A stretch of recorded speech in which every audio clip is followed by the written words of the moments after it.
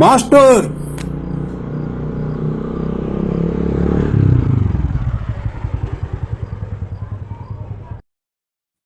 பரவாயில்ல, வீட்டில் தான் இருக்காரு. வணக்கம் சார். வணக்கம் சார். வாங்க. கொஞ்சம் முதுகுவலி, அதான் என்ன வாங்கிட்டு போகலான்னு வந்தேன். அப்படியா? அதான் என்ன திடீர்னு ஃபோன் பண்ணியிருக்கீங்களேன்னு பார்த்தேன்.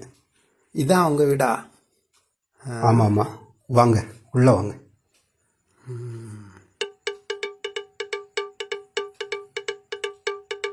பத்தலே பயங்கரமாக இருக்கு. ஏசப்பா, இதுக்கு ஹெல்மெட் எடுத்து மாட்டிக்கிடுவோம்.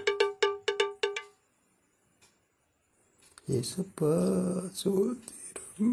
பாவம் மாஸ்டர், இந்த வீட்டில் போயிருக்காரு. உட்காருங்க. ஹெல்மெட்லாம் போட்டிருக்கீங்க, கழட்டிடுங்க. ஃபேனை போட்டுறேன். சரி.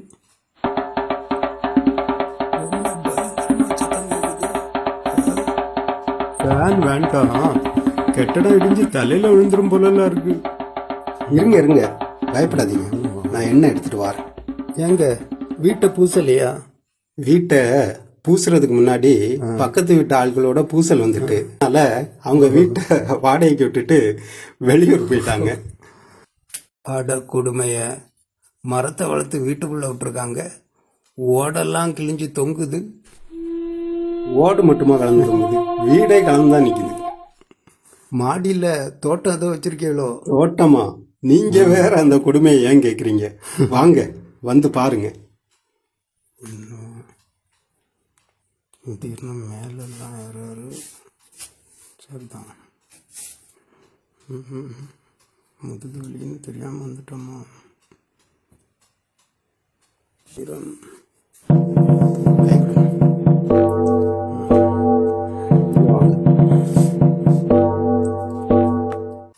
ஆஹா, அற்புதம். இந்த பக்கம் மா, இந்த பக்கம் வாழை, இடையில பலாக்கு பதிலாக முள்ளை வச்சு விட்டுருக்காங்க. இது ஒரு முக்கணி தோட்டம் சார். முக்கனியா? மூதேவிங்க. இந்த பக்கம் ஒரு மூதேவி மாமரத்தை வச்சு வீட்டை இடிச்சு விட்றா, இந்த பக்கம் மொத்தமும் மூதேவிங்க தான். ஐயோ பாவம், ரொம்ப பாதிக்கப்பட்டுட்டே போல. என்ன பண்றதுன்னு எனக்கு ஒன்றும் தெரிய மாட்டேங்குது. இது முனிசிபாலிட்டியில் நீங்கள் இதை பற்றி கம்ப்ளைண்ட் பண்ணலையா? கம்ப்ளைண்டா? ஒரு தடவையா ரெண்டு தடவையா? கம்ப்ளைண்ட் பண்ணியாச்சு, கத்தி பார்த்தாச்சு, கதறி பார்த்தாச்சு, நோ யூஸ். பாருங்க அந்த சோரம் ஒகி புயல்ல அப்படி இடிஞ்சு விழுந்துட்டு, அந்த நேரத்துல அதுல இருந்திருந்தோம்னா நம்ம மண்டையில தான் விழும். இவளுக்கு மரத்தை வளர்த்து ஓட்டெல்லாம் இடிச்சு நம்ம வீட்டை கெடுக்கிற ஆளுகள்னு சொல்லியாச்சுன்னா, போட்டாச்சுன்னா, அதுக்கு பிறகு இப்ப புதுசா ஒரு பாதா மரத்தை வளர்த்துக்கிறாங்க. அது நம்ம வீட்டு ஓட்டு மேலதான் பாதி நிக்குது. ஒவ்வொரு ஓட்டையா கலத்தி கலத்தி விடுது. அடுத்த புயல்ல மொத்தமா வீட்டுல இருக்கிறவன் எல்லாரும் சேர்ந்து சாப்பிடுவாங்க. எல்லாரும் நல்ல எண்ணம் சார். நீங்களும் இருக்கிறீங்க, ஒரு வீட்டுல இருக்கிறீங்க, அந்த வீட்டுல இருந்து மரத்தை வளர்த்து பக்கத்து வீட்டுல விடுவீங்களா? நான் வளர்த்து விட மாட்டீங்க? நான் வளர்ப்பேன், மரம் வளர்ப்பேன். சரி, பக்கத்து வீட்டுக்கு ஆபத்து இல்லாம எனக்கு தேவைக்கு நான் பாத்தீங்களா? நீங்க வந்து மனுஷன், அப்ப இவங்கெல்லாம் யாரு? தெரியலையே. தெரியல. சரி வாங்க கீழே போம். கவனமா வாங்க, பத்திரங்க கொஞ்சம். நீங்க முன்னாடி போங்க. மேலையும் உடஞ்சுதான் நிற்கும். இருங்க, எண்ணெய் எடுத்து வந்துடுறேன்.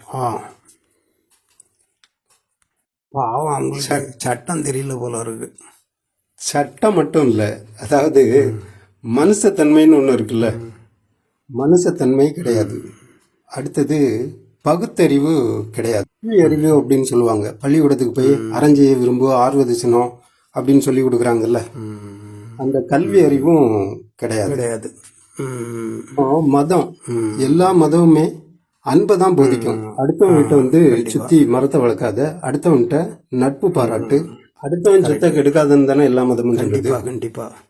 அந்த மத தத்துவமும் தோத்து போச்சு. அதெல்லாம் மனுஷங்களா தான் சார் மாத்தும். இதெல்லாம் நான்கறிவு ஜந்துக்கள். இவங்களெல்லாம் பக்தர்களுக்கு பலி கொடுத்துருங்க சார்.